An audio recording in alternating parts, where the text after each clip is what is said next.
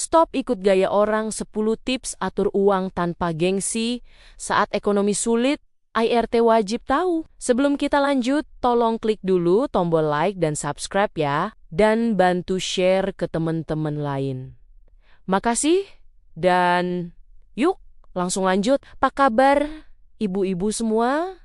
Semoga sehat dan tangguh selalu ya. Pernah melihat status media sosial tetangga yang isinya piring estetik dengan menu estetik. Lalu seketika membuat dada ibu terasa sesak, padahal baru saja menyelesaikan sarapan dengan tempe goreng. Di tengah situasi ekonomi yang sedang tidak menentu seperti sekarang, tekanan untuk terlihat selalu mapan itu memang nyata sekali adanya dan seringkali membuat kita terjebak dalam perlombaan semu yang menguras dompet. Berdasarkan artikel Tren Finansial Domestik belakangan ini, tantangan terbesar ibu rumah tangga zaman sekarang bukan lagi sekadar kenaikan harga barang, melainkan besarnya biaya untuk mematut diri agar dianggap setara di mata lingkungan sosial. Video ini hadir bukan untuk menggurui, melainkan untuk menemani ibu mempreteli satu persatu beban gengsi yang sebenarnya tidak perlu kita pikul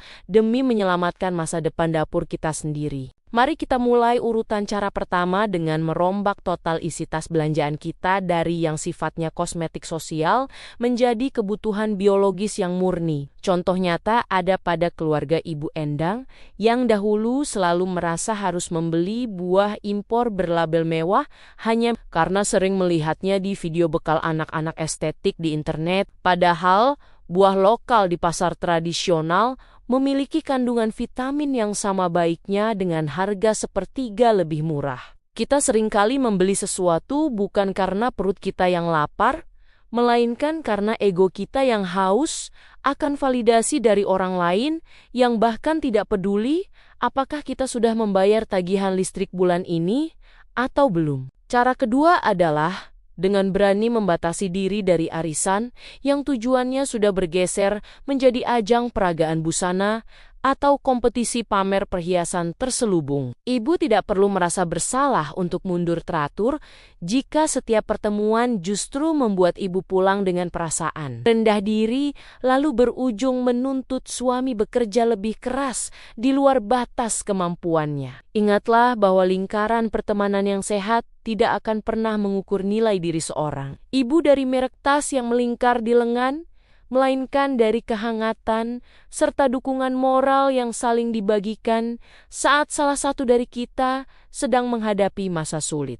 Memasuki cara ketiga adalah kita harus mulai bersahabat dengan konsep memasak berbasis bahan dasar utuh, tanpa memedulikan gengsi bahwa kita jarang menyajikan makanan cepat saji yang kekinian. Keluarga Ibu Endang sempat terjebak membeli nugget bermerek mahal setiap minggu hanya karena gengsi jika anaknya membawa bekal yang dianggap terlalu sederhana oleh teman sekolahnya. Begitu beliau beralih mengolah ayam segar sendiri menjadi lauk rumahan. Penghematan yang didapatkan mencapai Rp300.000 per bulan, sebuah angka yang sangat berarti untuk menambah pos tabungan darurat atau membayar iuran sekolah anak. Urutan cara keempat yang tidak kalah krusial adalah menghentikan kebiasaan mencuci mata di toko daring saat emosi kita sedang tidak stabil atau saat sedang bosan. Gengsi seringkali menyamar menjadi pembenaran diri dengan kalimat sekadar penghargaan untuk diri sendiri setelah lelah mengurus rumah seharian.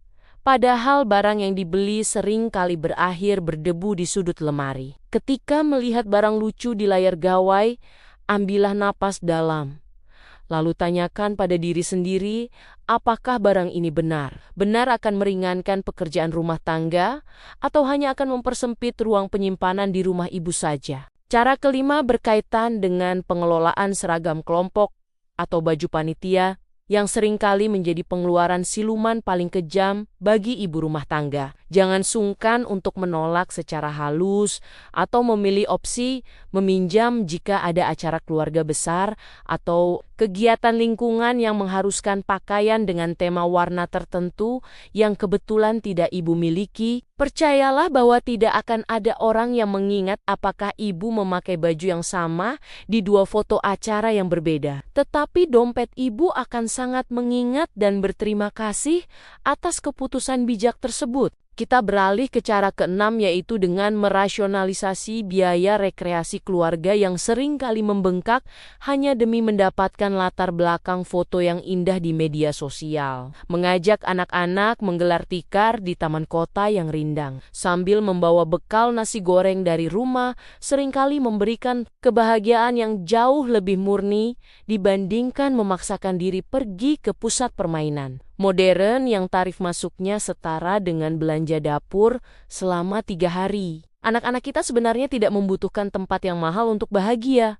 Mereka hanya membutuhkan kehadiran dan tawa ibunya yang lepas tanpa dibayangi kecemasan tagihan kartu kredit. Cara ketujuh adalah dengan merombak cara kita merayakan ulang tahun anak atau momen keluarga lainnya secara sangat sederhana, namun tetap berkesan. Tradisi membuat pesta perayaan yang mengundang banyak orang dengan dekorasi mewah yang menghabiskan dana jutaan rupiah sebaiknya mulai diganti dengan syukuran kecil yang hangat bersama keluarga inti saja. Contoh nyata dari keluarga Ibu Endang yang memilih merayakan ulang tahun anaknya dengan memasak nasi kuning sendiri terbukti mampu memotong anggaran hingga 80% tanpa mengurangi esensi rasa syukur dan kebahagiaan sang anak. Urutan cara ke-8 melibatkan keberanian kita untuk berterus terang kepada anak-anak mengenai kondisi keuangan keluarga dengan bahasa yang sesuai dengan usia mereka. Mengajarkan anak bahwa ada hal yang mampu kita beli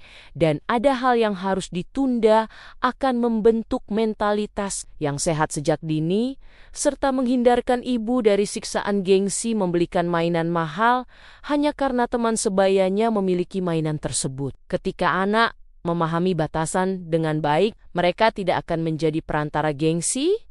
Orang tua dan ibu bisa mengatur keuangan dengan jauh lebih tenang tanpa tekanan rengekan setiap hari. Cara ke-9 yang sangat mendidik adalah dengan mengoptimalkan fungsi barang-barang yang sudah kita miliki di rumah sebelum memutuskan untuk membeli yang baru. Gengsi seringkali membuat kita merasa perlu mengganti perabotan rumah tangga atau perangkat elektronik yang sebenarnya masih berfungsi dengan sangat baik hanya karena ada model terbaru yang sedang viral di kalangan ibu-ibu muda. Menjaga dan merawat apa yang ada di dalam rumah dengan penuh rasa syukur adalah benteng terbaik untuk menahan gempuran keinginan pamer yang seringkali merusak tatanan finansial rumah tangga. Terakhir, cara ke-10 adalah dengan memiliki tabungan rahasia yang peruntukannya murni untuk masa depan dan keamanan keluarga, bukan untuk dipamerkan kepada siapapun. Memiliki dana darurat yang cukup di dalam rekening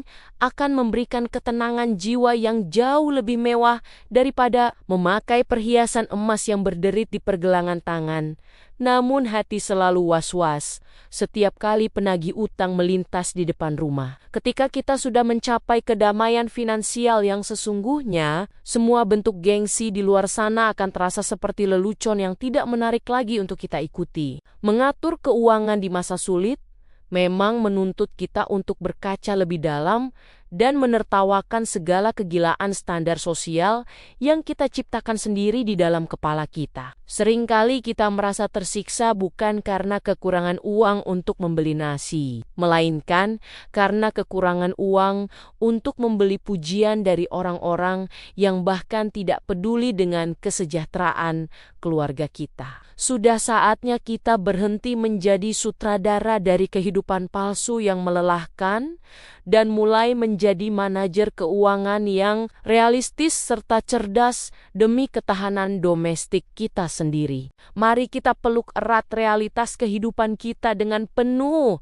rasa bangga dan optimisme yang tinggi bahwa badai ekonomi ini pasti bisa kita lewati dengan selamat. Tidak ada kata terlambat untuk mulai berubah, melangkah dengan tegak tanpa beban gengsi, dan fokus pada kebahagiaan yang nyata di dalam rumah kita masing-masing. Jadilah ibu rumah tangga yang tidak hanya lihai memotong anggaran, tetapi juga lihai menjaga kedamaian hati serta keharmonisan keluarga dengan cara yang paling bersahaja namun tetap bermartabat. Terima kasih dan sampai ketemu lagi di episode berikutnya. Di cerita serta episode yang lebih menarik, pokoknya tetap semangat ya Bu.